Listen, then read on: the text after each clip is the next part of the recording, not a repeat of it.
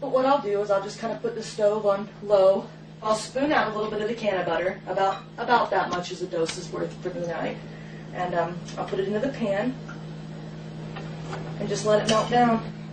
CBDs seem to help my seizures. I'm not using it to get any psychological effects off of it. I'm just eating the butter raw with bread, so warmed up. And how often do you take that? Once a day, twice a day? At night, right before bed. I used to be on approximately 14 different prescriptions, and I would still have up to 12 seizures a day. I used to have to take 2 handfuls of pills, no more. While this 27-year-old epilepsy patient is relieved to be taking medical marijuana, she's considerably more anxious about showing her face and has requested we conceal her identity. Why do you not want to show your face?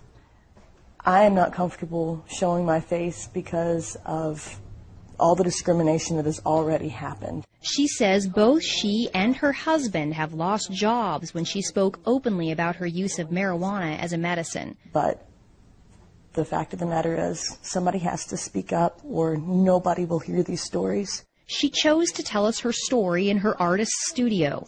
Here she creates much happier works than she did even a few years ago, when her self-portraits plainly showed the toll epilepsy had taken since she was diagnosed at 15. I've taken pretty much every anti-epileptic on the market, and some with a little bit more success than others. Some of the medicines I was on had nothing to do with epilepsy, and the doctors put me on them to help me sleep or to help with my anxiety issues. The seizures were so bad I needed to be sedated heavily to sleep. The depression gets worse the more you're sedated. Despite the constant seizures and depression, she graduated high school and was accepted into a private women's college to study psychology and fine arts. The seizures were so intense by my early 20s that I couldn't stay in class. And as the stress of exams would come closer, that would trigger seizures. She had to withdraw from college just a handful of credits short of graduation.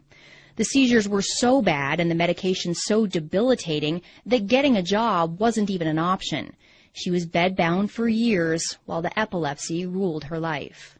My husband would have to call me, 25 times a day from work just to make sure I was still breathing okay. I could not shower by myself because if I slipped and fell, it only takes a half inch to drown.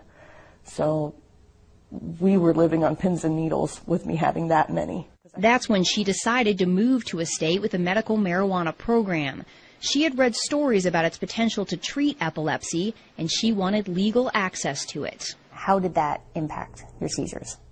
They started slowing down. I had to build it up in my system, and it wasn't until I started ingesting it that they really stopped completely. The potential of the CBDs in marijuana to mitigate epileptic seizures is not new. Scientists who put together the 1982 U.S. Institute of Medicine report found substantial evidence from animal studies to indicate that cannabinoids are effective in blocking seizures and that there is strong support for further investigation into the utility of CBD in human epilepsy. The subsequent 1999 Institute of Medicine report was less enthusiastic, saying the solid scientific evidence still isn't there yet, and it was unlikely to be a fruitful area for drug research. I'm not waiting for the FDA approval to come through.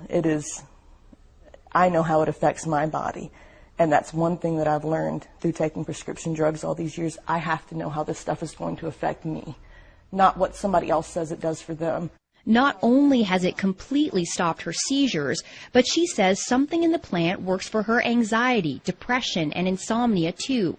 So she sees the scientifically undesirable cornucopia of substances in the plant as a benefit, not a detriment. The fact is it works.